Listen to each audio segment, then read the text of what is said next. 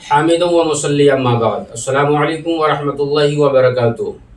امید کرتا ہوں ناظرین خیر و عافیت سے ہوں گے۔ ناظرین، گزشتہ جمعہ 18/7/2025 کو جمعہ کے اندر میرا موضوع حضرت امیر معاویہ رضی اللہ تعالی عنہ کی سیرت تھی۔ وقت کی قلت کی وجہ سے چند باتیں نہیں کہہ سکا۔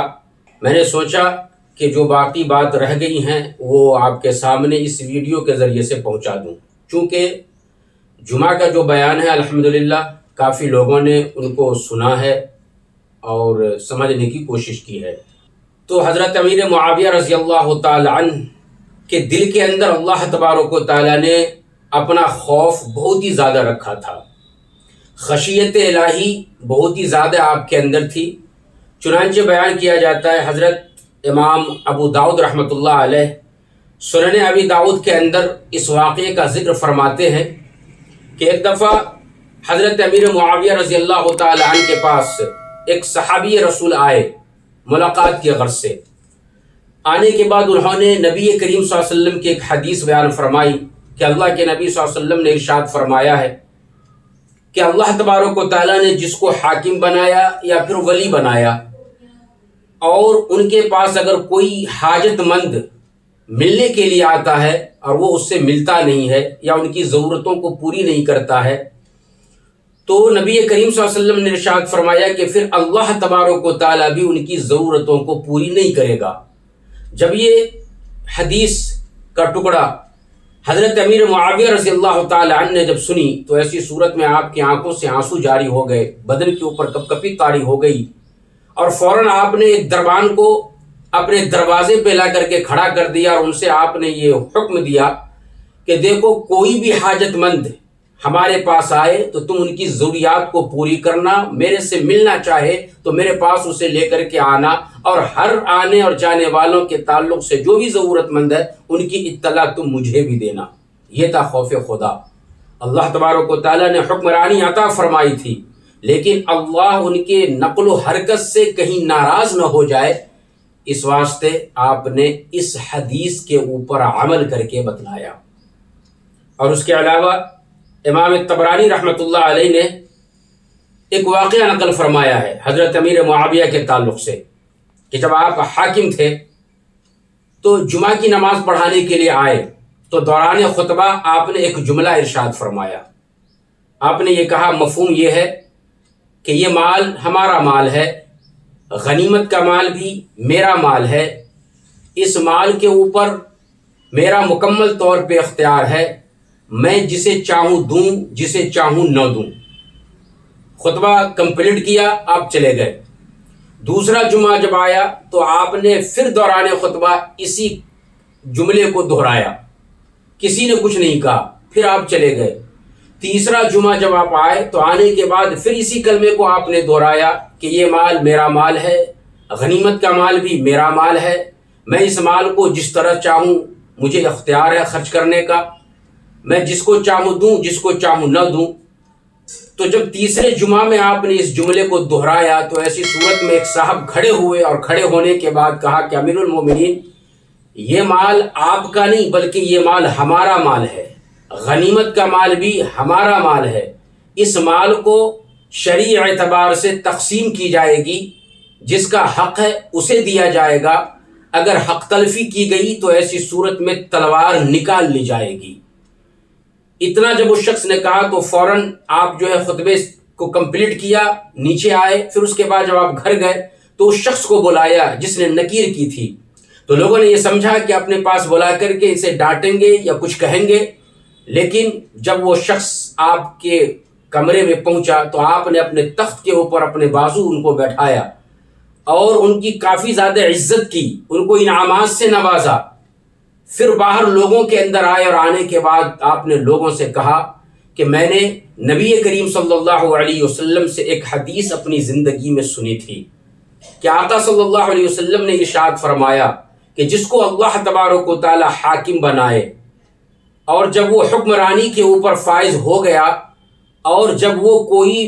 شرعی کام کے اندر مداخلت کرتا ہے یا شریعت کے خلاف کوئی کام کرتا ہے، شریعت کے خلاف کچھ کرتا ہے، اور اس کے اوپر اگر کوئی بھی آدمی اعتراض کرنے والا نہیں ہے عوام میں سے، تو آقا صلی اللہ علیہ وسلم نے ارشاد فرمایا کہ ایسے حکمراں کو اللہ تبارک و تعالیٰ جہنم کے اندر داخل کرے گا۔ میں نے پہلے جمعہ میں اس طریقہ پر شریعت کے خلاف بات کی،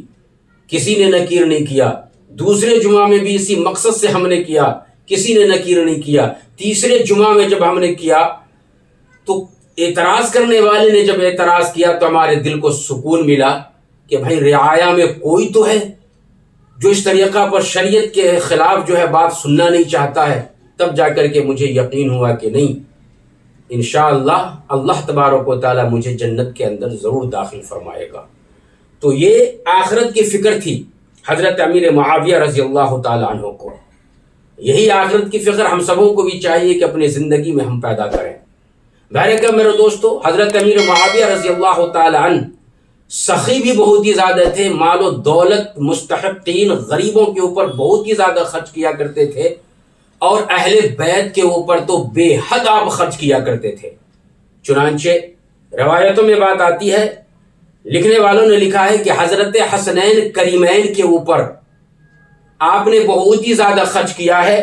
چنانچہ سالانہ وظیفہ آپ نے ان کا 10 لاکھ دراہم مقرر کر رکھا تھا۔ حضرت عبداللہ ابن جعفر رضی اللہ تعالی عنہ کی خدمت میں آپ نے 2 لاکھ دراہم ہدیے کے طور پہ پیش کیا۔ امہات المومنین کے اوپر بھی بہت ہی زیادہ آپ خرچ کیا کرتے تھے۔ محبت کی نگاہ سے اماں جان امہات المومنین کو آپ دیکھا کرتے تھے۔ چنانچہ اماں جان عائشہ صدیقہ رضی اللہ تعالی عنہ کی خدمت میں آپ نے ایک ہار جو ہے تحفے میں پیش کیا ہے، ہدیتاً پیش کیا ہے، جن کی قیمت تقریباً اس وقت میں 1 لاکھ دراہم تھے۔ ایک بار جب رمضان کا مہینہ آیا تو رمضان کے مہینے میں بوریے میں بھر کر کے 1 لاکھ دراہم اماں جان عائشہ صدیقہ رضی اللہ تعالیٰ عنہ کی خدمت میں حضرت امیر معاویہ رضی اللہ تعالیٰ عنہ نے بھجوایا ہے، پیش کیا ہے۔ اماں جان نے ان تمام دراہم کو مکمل طور پہ پورے رمضان میں غریبوں کے اندر تقسیم کر دیے۔ تو میرے دوستو، حضرت امیر معاویہ کا لگاؤ اہل بیت سے بھی بہت ہی زیادہ تھا، آخرت کی فکر تھی، خشیت الہی تھا، اور پھر نبی کریم صلی اللہ علیہ وسلم سے بھی بے حد محبت تھی، اور نبی کریم صلی اللہ علیہ وسلم کے ساتھ ساتھ آپ نمازوں سے بھی بہت ہی زیادہ محبت کیا کرتے تھے۔ تہجد کی نماز کبھی آپ نے قضا نہیں کی۔ اتفاقی طور پہ ایک دفعہ تہجد میں آپ کی آنکھ نہیں کھلی، تاخیر سے آپ اٹھے تو صبح ہو کر کے تقریباً پورے دن آپ نوافل کے اندر اپنے اوقات کو گزارا ہے، اور اللہ تبارک و تعالیٰ سے رو رو کر کے آپ نے دعا کی کہ یا اللہ مجھ سے غلطی ہو گئی، میں تہجد میں نہیں اٹھ سکا۔ دوسری رات تہجد میں ایک صاحب آ کر کے آپ کا پاؤں دبا رہے ہیں، آپ کو اٹھا رہے ہیں۔ حضرت امیر معاویہ رضی اللہ تعالیٰ عنہ اٹھے، اٹھنے کے بعد کہا کہ بھائی تم کون ہو؟ کہا کہ آپ جلدی سے جائیے، وضو کیجیے، تہجد کا وقت ختم ہو جائے گا۔ چنانچہ آپ نے جلدی جا کر کے وضو کری، وضو کرنے کے بعد تہجد پڑھے، پڑھنے کے بعد اس سے کہا کہ بھائی اب تم کون ہو، بتلاؤ تو صحیح۔ تو اس نے کہا کہ میں ابلیس ہوں۔ تو حضرت امیر معاویہ نے کہا کہ ابلیس کب سے تہجد میں جگانے والا ہو گیا؟ تو ابلیس کہتا ہے کہ کل ہم نے آپ کو صلح دیا تھا، پورے دن آپ نوافل پڑھتے رہے، اللہ کے سامنے اپنے اس تاخیر کی وجہ سے، اس کوتاہی پہ آپ نادم ہو کر کے ان سے معافی مانگتے رہے۔ اللہ تبارک و تعالیٰ نے تہجد پڑھنے سے بھی زیادہ ثواب آپ کو عطا فرما دیا۔ آج میں آپ کو خود آ کر کے جگا رہا ہوں تاکہ صرف آپ تہجد کا ہی ثواب لیں، زیادہ ثواب نہ لے سکیں۔ تو یہ نماز سے اور تہجد سے حضرت امیر معاویہ رضی اللہ تعالی عنہ کی محبت تھی، اور نبی کریم صلی اللہ علیہ وسلم سے محبت کا حال یہ تھا کہ امام ذہبی رحمۃ اللہ علیہ نے تاریخ الاسلام کے اندر اس واقعے کو بیان فرمایا ہے۔ چنانچہ آپ نے بیان فرمایا، ایک روایت میں یہ ہے کہ آپ از خود گئے ہیں اماں جان عائشہ صدیقہ کے پاس، دوسری روایت میں ہے کہ آپ نے جو ہے آپ نے آدمی کے ذریعے سے وہاں تک خبر پہنچائی ہے۔ بہرکیف جو بھی ہو، لیکن واقعہ صحیح اور سچ اور درست ہے۔ چنانچہ لکھنے والے نے یہ لکھا ہے کہ اماں جان عائشہ صدیقہ رضی اللہ تعالیٰ عنہ کے پاس جا کر کے کہنے لگے کہ اماں جان، ایک بیٹا اپنی ماں کے پاس کچھ درخواست لے کر کے آیا ہے، برائے مہربانی میری اس درخواست کو آپ مان لیجئے۔ اماں جان عائشہ صدیقہ نے کہا کہ کہیے کیا بات ہے؟ تو آپ نے کہا کہ مجھے وہ چارپائی دیجئے اور پھر وہ چادر بھی دیجئے جس کا یوز نبی کریم صلی اللہ علیہ وسلم اپنی زندگی میں کرتے تھے، اور جس چارپائی پہ نبی کریم صلی اللہ علیہ وسلم کے وصال کے بعد رکھا گیا تھا، وہ چارپائی مجھے چاہیے۔ اور اسی چارپائی پہ حضرت ابوبکر صدیق اور حضرت عمر فاروق رضی اللہ تعالی عنہم کو بھی رکھا گیا تھا۔ وہ چارپائی اماں جان نے کہا کہ ٹھیک ہے، وہ لے کر کے آئے۔ اور ایک موقع پر میرے دوستو، نبی کریم صلی اللہ علیہ وسلم حجۃ الوداع کے موقع پر، ایک روایت میں ہے کہ صلح حدیبیہ کے موقع پر جب آپ اپنے سر کے بال اور ہاتھ اور پاؤں کے ناخن کو تراشے تو ہر صحابہ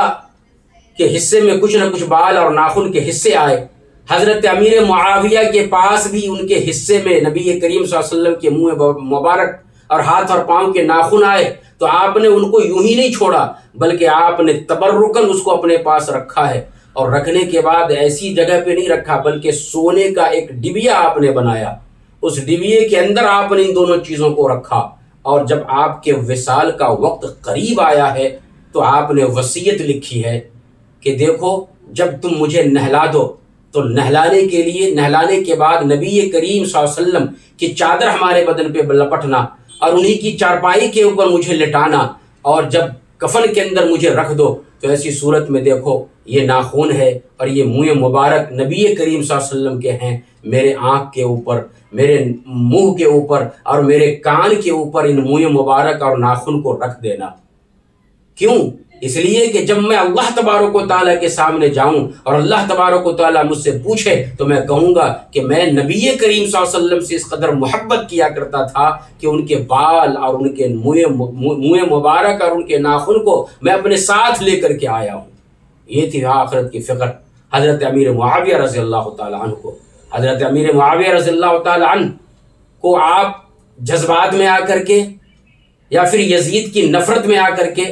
امیر معاویہ رضی اللہ تعالیٰ عنہ کو کچھ برا بھلا مت کہیے، صحابی رسول ہیں، ان کا درجہ بہت ہی بڑا ہے، نبی کریم صلی اللہ علیہ وسلم نے ان سے محبت کا اظہار کیا ہے، اور نبی کریم صلی اللہ علیہ وسلم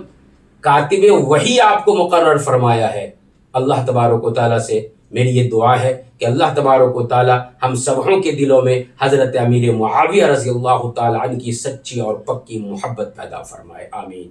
اللہ حافظ۔